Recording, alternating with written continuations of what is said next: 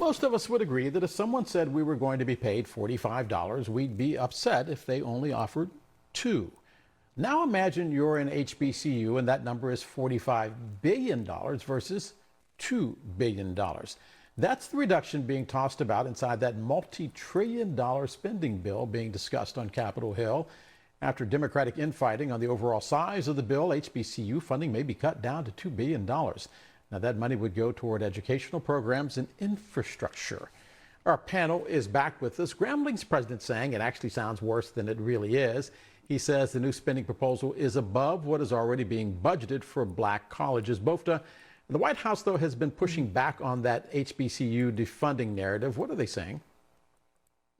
Well, they're really touting some of the things that they've done in the past and what's happening in the future and what they have more control over, like their fiscal year budget and also the American Rescue Plan. Remember, that was back in March, and $4 billion went to HBCUs relief funding at the time. So some HBCUs still benefiting from that now. But going forward, they're talking about the fiscal year, Department of Education awarding $500 million to HBCUs in grant funding, fiscal year 2021, and for fiscal year 2022, the budget request a total of $887 million for HBCUs under the Title III funds.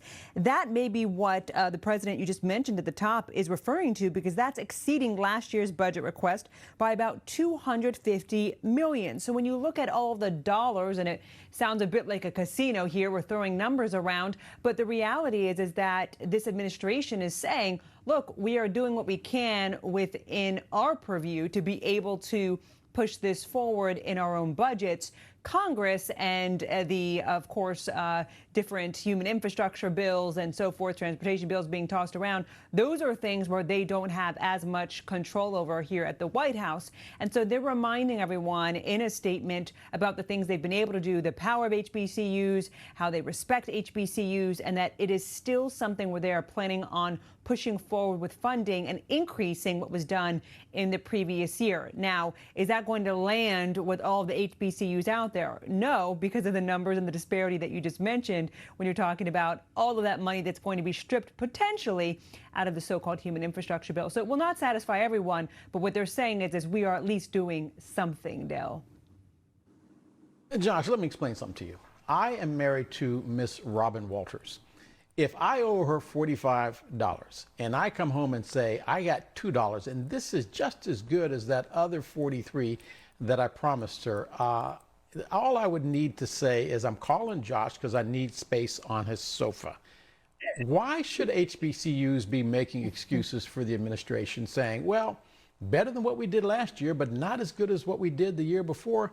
Are we getting a piece of the pie or are we getting crumbs? No, this story really hits close to home. I'm a graduate of the University of the District of Columbia, which is an HBCU.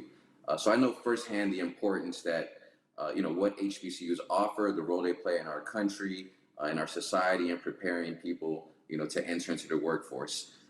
Optically, this looks horrible. I mean, there's really no excuse for Democrats to go from $45 billion to $2 billion. That's, to me, a ludicrous cut. And so hopefully with negotiations happening, that number bumps back up. But you're right, this is crumbs. People should not settle for this. I'm hoping that, in addition to the Congressional Black Caucus, the Hispanic Caucus, the Progressive Caucus, all come out in force to make sure that number goes back up. The Fighting Firebirds will be proud of you. Tehran, let me ask you this. Is this an indication that the Congressional Black Caucus is not as strong as they think they are? And I bring it up this way.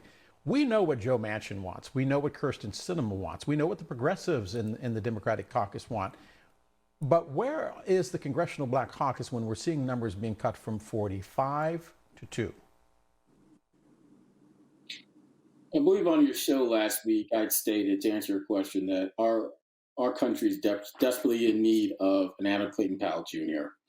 To your point, I don't think the CBC is influential, powerful as it ought to be, as it needs to be. And, I'm not a HBCU grad, but obviously I have family that are. My grandmother is a 2-time HBCU graduate, right? So I understand the importance of HBCUs for our Black people. And I get it. Certain members of Congress, they may have an HBCU or two in their congressional district, and I know those members are fighting hard for their particular schools, but they all need to be banded together to support all of the schools. As you're probably aware, several HBCUs over the past 10, 15 years have been going bankrupt and shutting down. A good number of our HBCUs are cash poor. They've been in the red for decades, and they have been operating on shoestring budgets, even to the point where some of our HBCUs aren't even academically accredited anymore.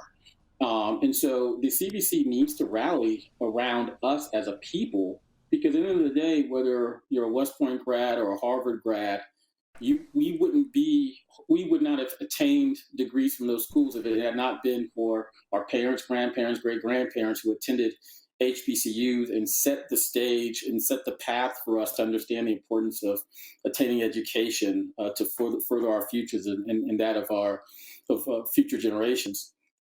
But I would say, though, to your earlier point, you're talking to Josh, HBCUs have already been fighting over crumbs.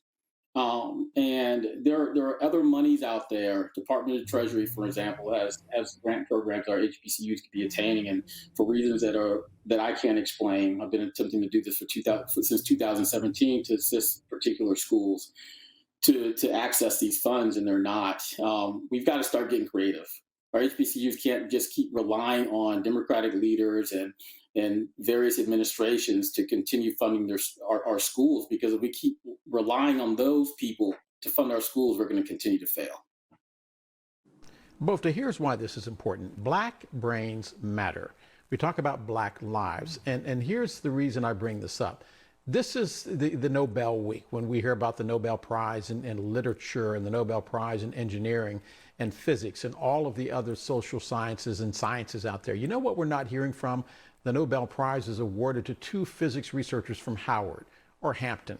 We're not hearing about people writing literature coming from Spelman or Morehouse. Money talks when it comes to being able to fund research in major institutions. And when you cut things down that much, that money's not going to us.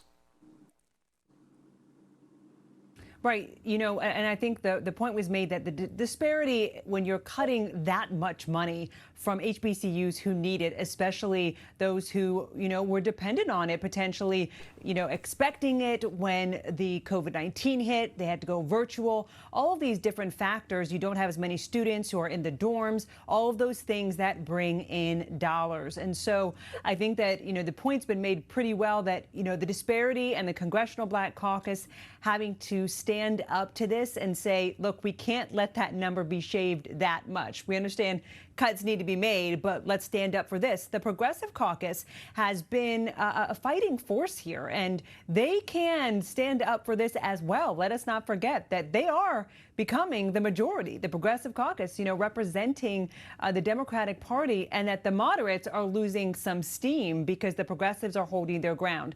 And so just to re-emphasize that the disparity in that number is just clearly too much, and someone in Congress has got to speak up for HBCUs and do it the right way. Think about it in terms of a haircut. I had a huge fro. I went to the barber shop. I told him to take maybe 2% off. He took 2% off, and the other 45% fell to the ground. Both to Josh, to Ron, thanks for being with us. Needless to say, I didn't have a fro any longer.